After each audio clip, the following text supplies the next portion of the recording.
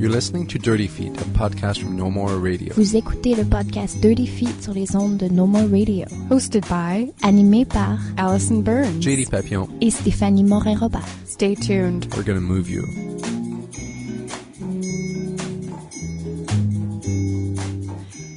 This week on the Dirty Feet podcast, we're going to be talking to a pair of artists who are producing their own work at Studio 303 here in Montreal this week. We're going to be speaking with Michaela Gerussi and Erin Hill. So hi ladies, how are you? Good. I'm good. Super. So the shows, it's a double bill. We've got Resonant Tide, which is primarily a work by Michaela and Emily Leblanc, a collaboration. Mm-hmm. And the second work in the evening is The Radio Project, which is Erin Hill's work. And you're working in collaboration with a couple of performers as well, including Michaela. Yeah, Michaela Gerussi and Tracy Valcarcel Rodriguez. Perfect. Are you also in your own work? I am. Oh. I am. More to be said about that later, I guess. Yeah, maybe. This is the same hesitation that it comes when we're talking about, is this a dance piece? It is. Or is this a surprise? I think it's a surprise. Okay, so let's skip that for now. Yeah. So perfect. So let's talk about, okay, so you're recent graduates from Concordia University. Is this kind of the biggest independent project you've put on since your release from school? I would say so. Especially in the sense that we're self-producing it. So, there's a lot of time and energy put into just the logistics of something like this. Whereas, I think we've participated in some sort of larger showcases. But, we're sort of taking it on ourselves and responsible for all the aspects of it. So feels pretty big. Yeah, I think this is what I was really excited about was I received a Jeune Volontaire grant to produce radio show or to research, not radio show, radio project. And I was really excited to receive that grant to be able to pay the people that I'm working with and seeing that as like a big professional step. That's a rare luxury in dance sometimes. Yeah. Yeah. One more note on the logistical side of things is that you've carefully timed this piece because we're well aware that the FTA is in full swing. So you've chosen a schedule that should allow for the hardcore FTA patrons to also attend. That's right. Yes, it's at 6 p.m. So if you need to be somewhere over in the plateau by 8 o'clock, we figure you can make it. The show's roughly an hour, maybe a little bit over. But we've sort of timed it so you can go to something earlier in the afternoon and later at night and still come to our show. When it comes to the plan, I would guess, timing with the FTA, have you been contacting producers from out of town, producers from the FTA also? Have you been contacting maybe artists who are performing as part of the FTA to sort of reach out in advance? We've talked a lot about it and we've started that sort of promotion press release train.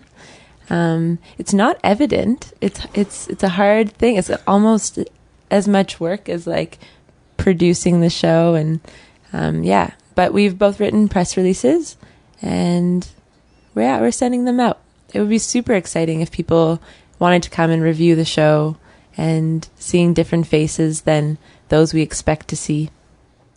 And should we expect to see you guys at the FTA Quartier Central to like spread the word like in person to the artists and promoters there?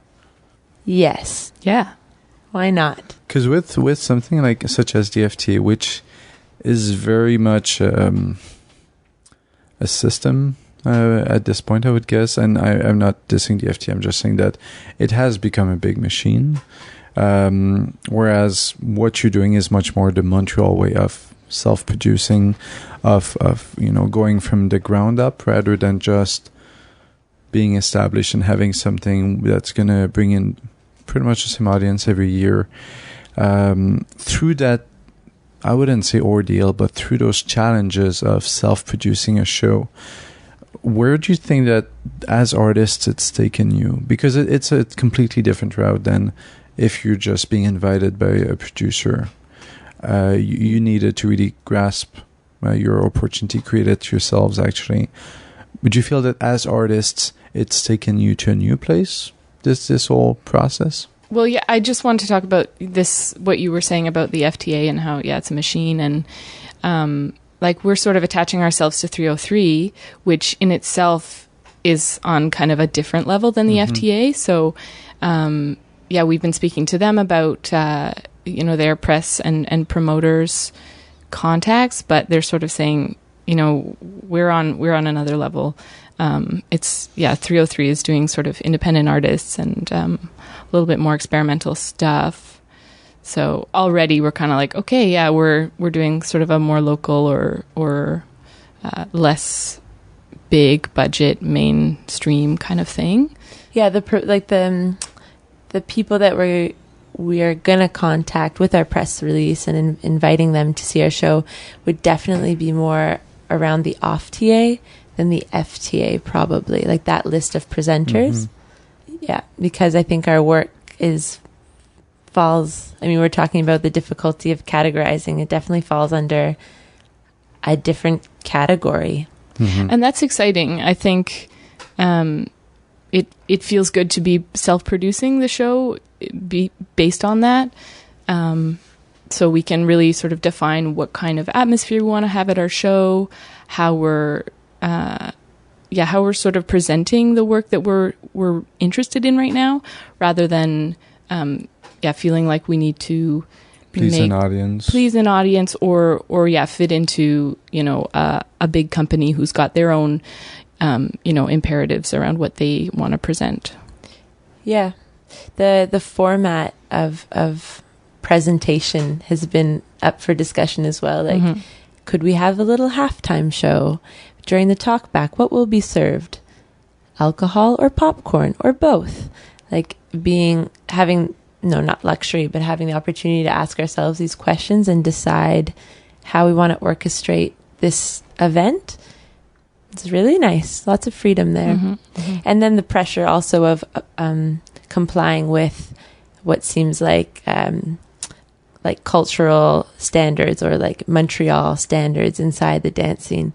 I usually wouldn't have thought, oh yes, I should invite presenters, I should make a press release. But I think it's a valuable practice to attempt that and see what kind of response you get, and not just do that, and also remain free and talk about how do I want to present this work. So like go on both levels and see what the response is. Finding sort of the reality of the market that is the dance community, but while staying authentic is what you're saying a bit. Yeah, I think that's exactly.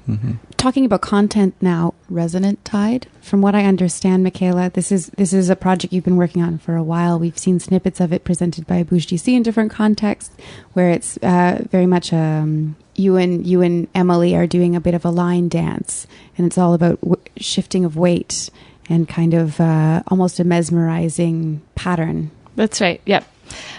So we used to live in NDG, Emily and I, and we went to the Wheel Club a lot.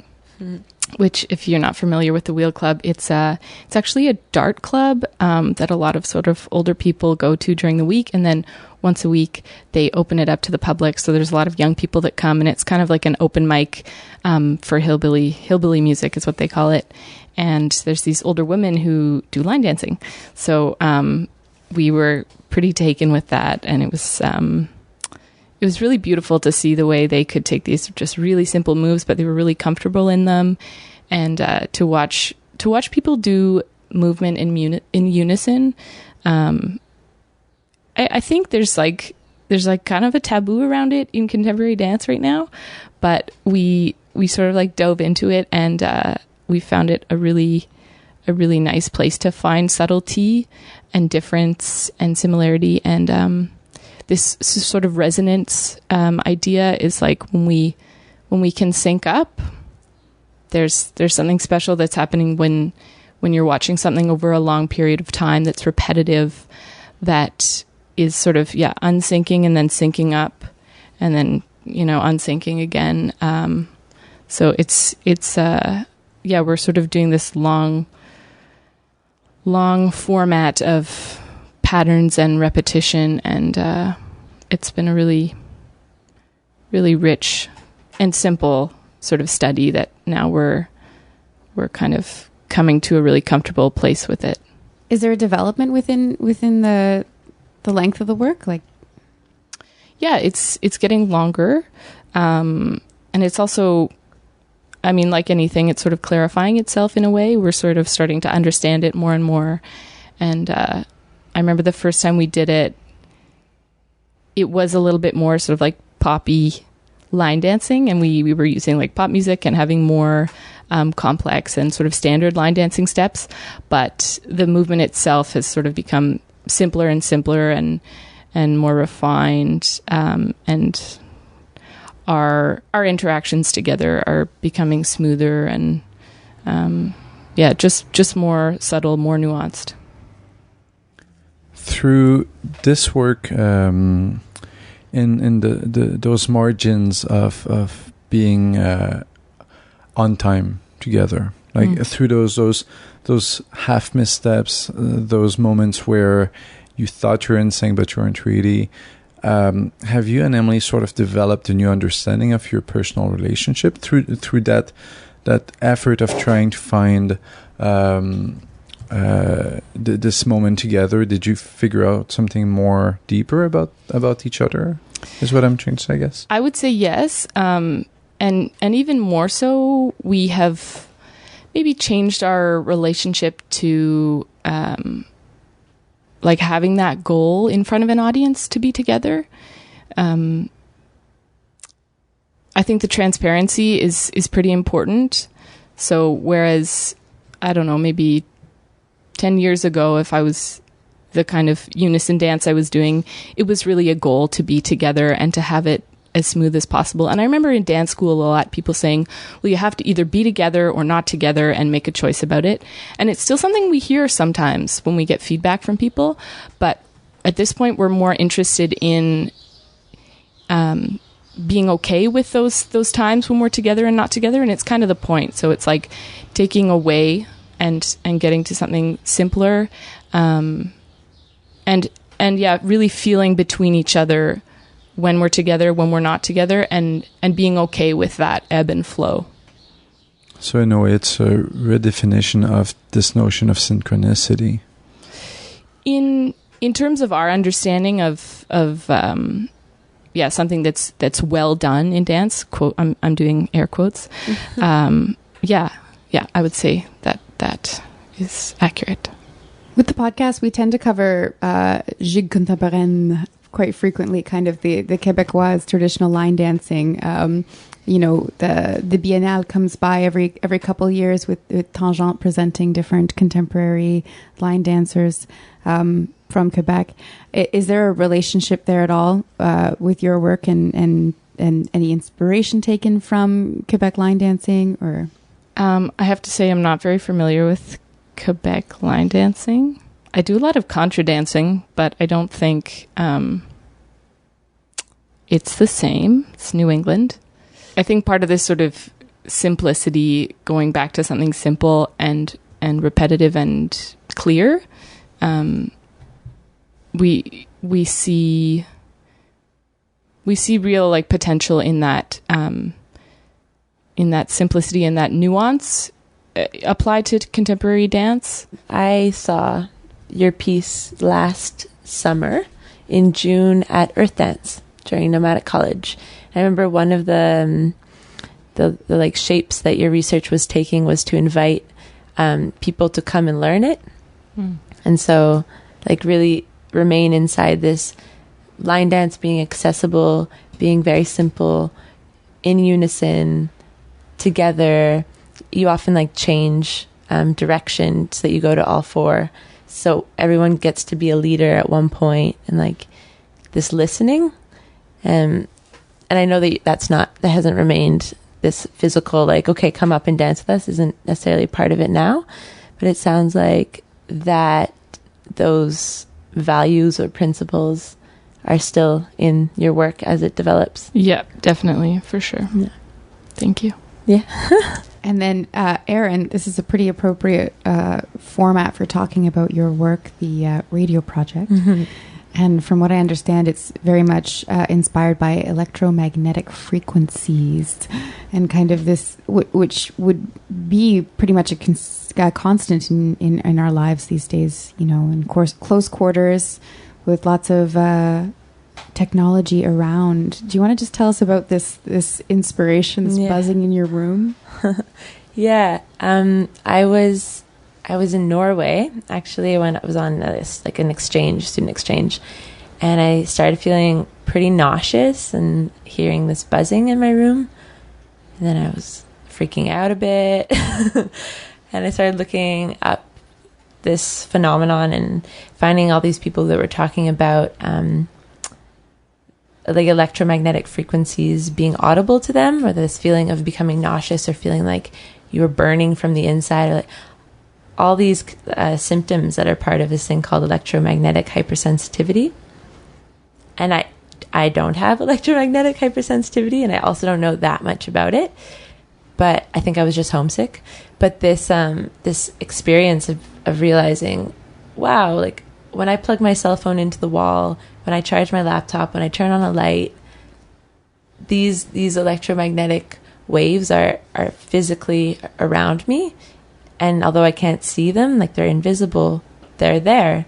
And as we introduce more and more technology into our lives, then there's more and more of these electromagnetic waves. And what is that doing to me as a physical being? So that's where the interest stemmed from.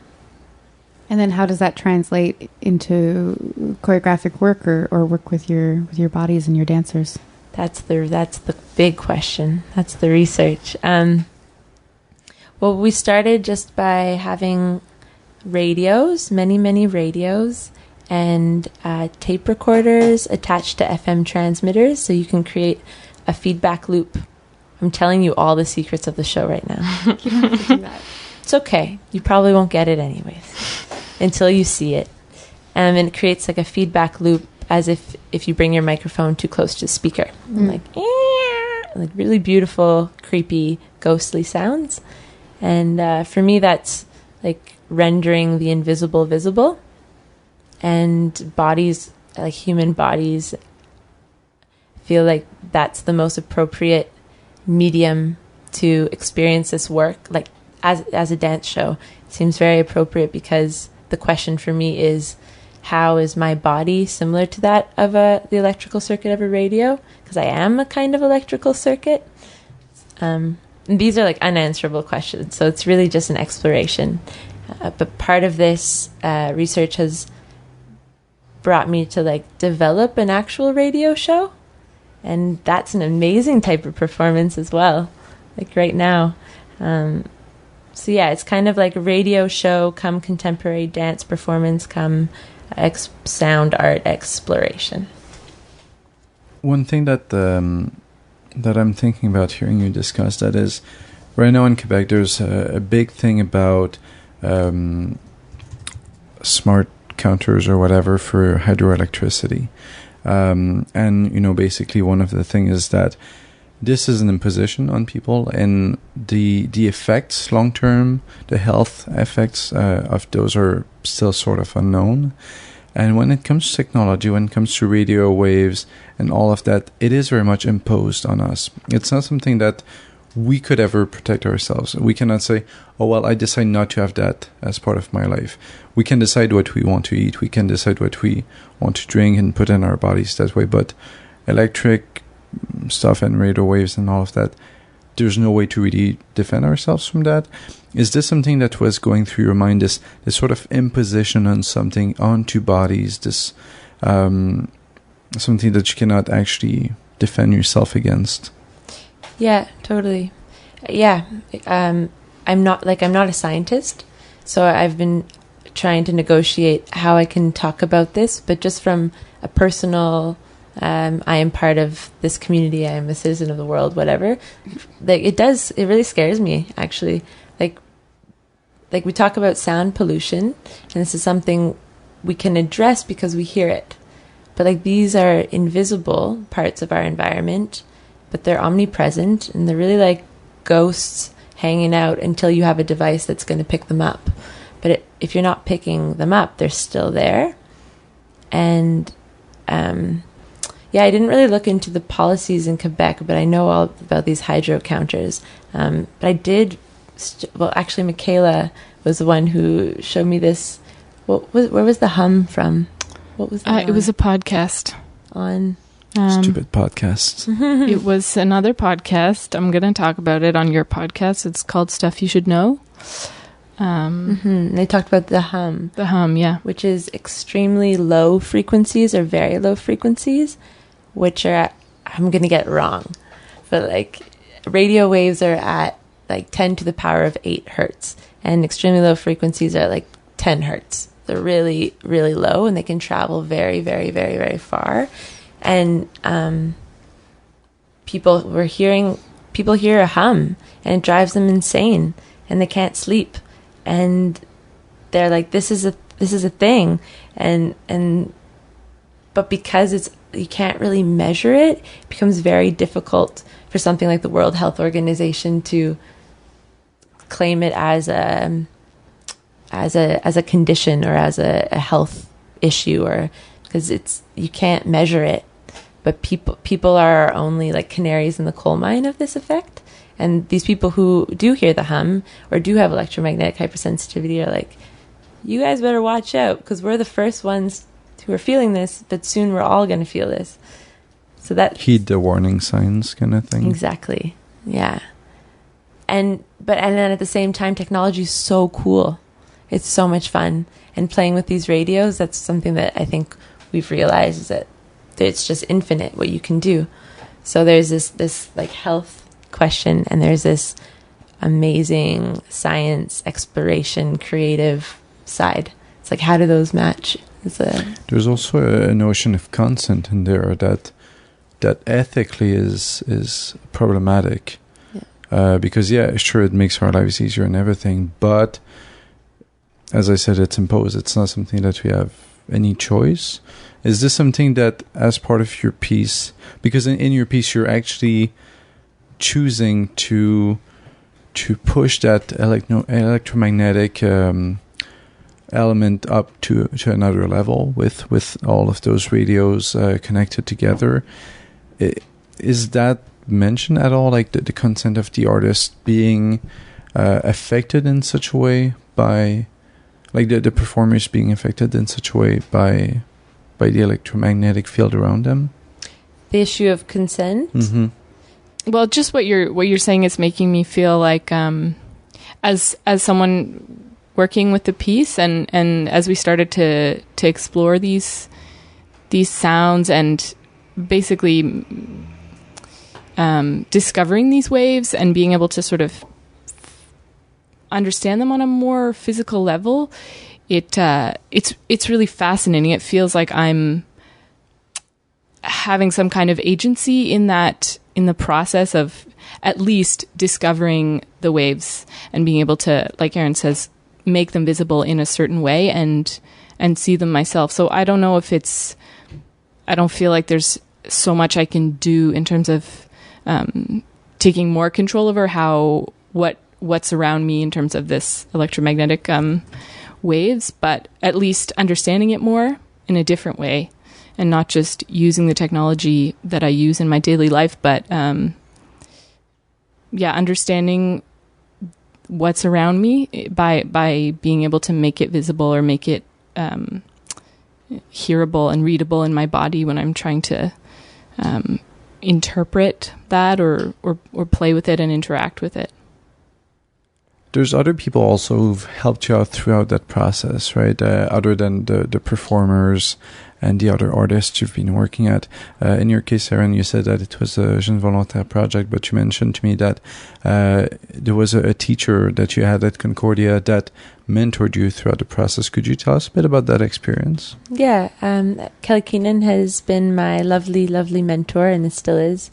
And yeah, that's great. Just like to do a thank you to her. Just being able to talk to someone who is part of this scene and has been part of this scene for a while, has seen it developed, sees where it's going, has insights. Yeah. she's come to rehearsal a couple times with her beautiful dog Bella, and that's great.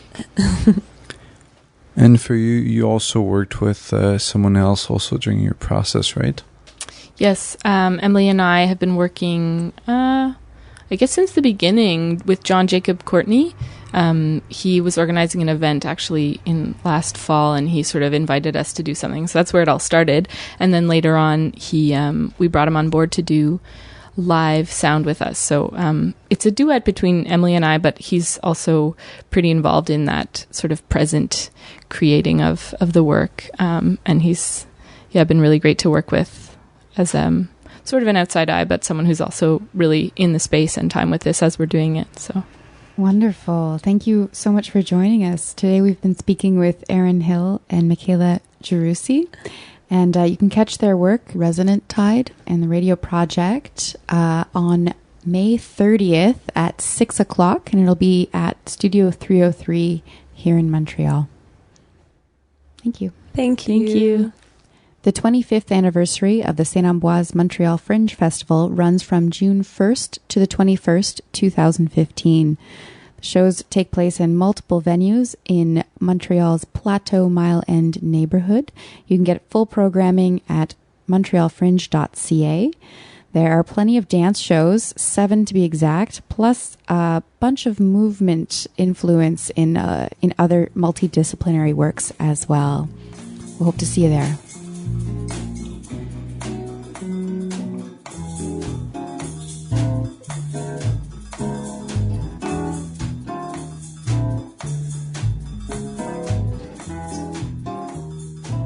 Dirty Feet was previously recorded at the Montreal Improv Theatre and is currently recorded out of Mainline Theatre. Thanks, dudes. Dirty Feet est produit et animé par, Produced and hosted by Allison Burns, JD Papillon, et Stéphanie Moret-Robert. You can find out more about our show at nomoreradio.com, follow us on Twitter at Dirty Feet, and find us on Facebook at Dirty Feet Podcast. Vous pouvez écouter tous nos épisodes sur notre site web ou vous pouvez vous abonner également sur iTunes à notre podcast. listen to past episodes on website or subscribe to the podcast on iTunes.